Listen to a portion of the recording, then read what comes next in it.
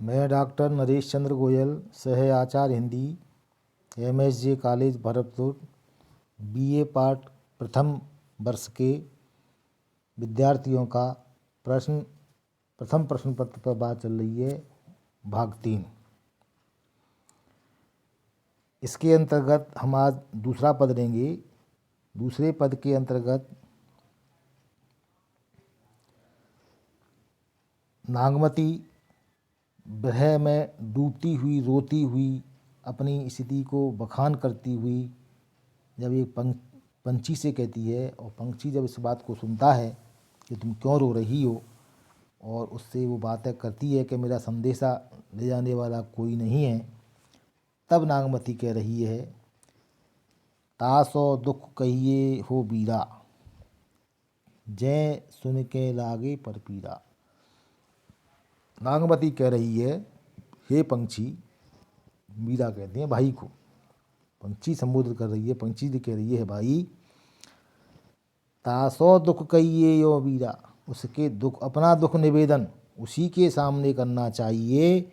जय सुन के लागे कर पीरा, जो दूसरे को दुख को सुन करके अपना कष्ट समझ सके, यानी जो सामने की भावना है उसको अपना भावना समझ कर की बात करे, उसी के सामने अपने कष्ट का निवेदन करना चाहिए। को होए भीवे अंगवे परगाहा, को सिंगल पहुँचावे चाहा। ऐसा कौन है, भीवे कहते हैं, भीम के लिए आया है, जो भीम बन कर के राजा अंगवे राजा है, उसका कष्ट अपने सिर पर ले ले। को सिंगल पहुँचावे चाहा, जिस प्रकार से अंगवे राजा का कष्ट भीम ने ले लिया था, उसी प्रकार से मेरा जो समाचार है सिंगल द्वीप पर कौन पहुंचा सकता है, ऐसा कष्ट कौन सहन कर सकता है कि मैं अपने पति पर अपने इसका संदेश पहुंचा सकूं। जहाँ सुकंत गए होए जोगी, मेरा पति जो है वह योगी बन कर के गया था, यानी योगी बन के गया था। हों किंगरी भय झुरी वियोगी, मैं अपने पति के वियोग में जब वो योगी बन के गया था, तब से मैं अपने पति के वियोग में सारंगी के समान पतली हो गई हूँ। कै किंगरी कहते हैं पतली, कै झुरो वियोगी, उस प्रकार से पतली हो गई हूँ। ओहू सिंगी पूरे गुरु भेंटा, मेरे वह गुरु से मिला हुआ रहता है, यानी जिस प्रकार सारंगी के समान पतली हो गई हूँ, तो मेरे पति ने अपने हाथ में सारंगी को भी रखा हुआ है। ओहू सिंगी पूरे गुरु भेंटा, और गुरु से भी भेंट माने मिला हुआ है वो। लेकिन हों भे भसमन आय समेटा, पर मैं उसके विरह में भस्म हो गई हूँ, यानी राख हो गई हूँ।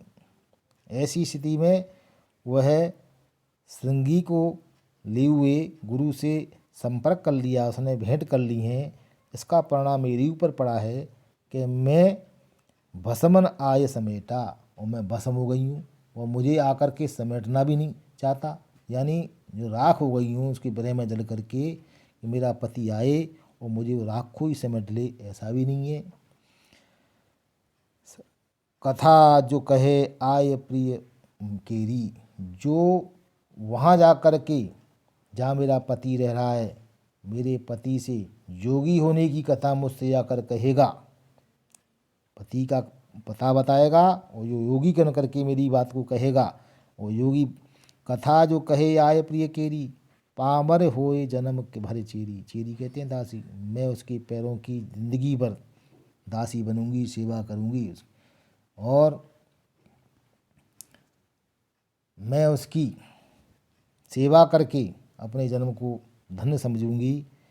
ओहे के गुण समरत भय माला, और उसकी स्मृति, समर्थ कहते हैं स्मृति को, मैं उसकी स्मृति करके, उसके गुणों का बखान करके, ओहे के गुण समृत में माला, गुणों के बखान करती हुई माला के सदस्य बन गई हूँ।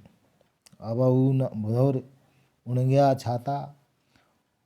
पर वह इतना निर्मोही है, पति को निर्मोही कह रही है कि वह अब तक लौटा ही नहीं। उड़ने वाली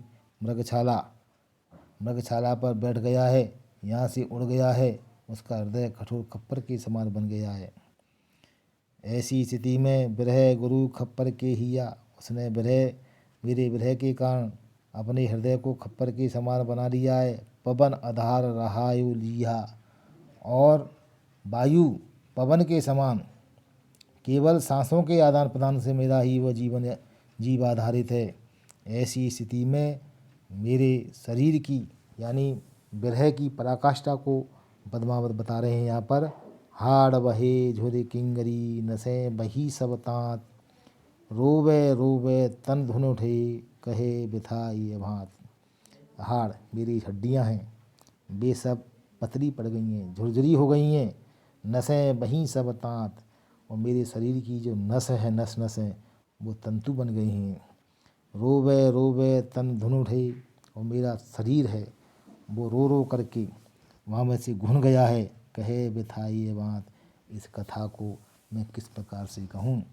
यहाँ पर नागमती पंछी से बोल रही है कि मेरे शरीर की समस्त हड्डियाँ किंकरी बन गई हैं, सारी नसें उस सारंगी के तार तार बन गई हैं। मेरे रोए रोए से पति का नाम ही निकलता है। हे पंछी, तो मेरी इस विरह कथा का संदेश मेरे पति तक अवश्य पहुंचा देगा। अर्थात यहाँ पर माता प्रसाद गुप्त की भी एक टिप्पणी की जा सकती है कि जिसकी महाभारत से ली गई है कि दबंगे से तात्पर्य राजा दबंग से माना गया है, जिसकी कथा महाभारत में है।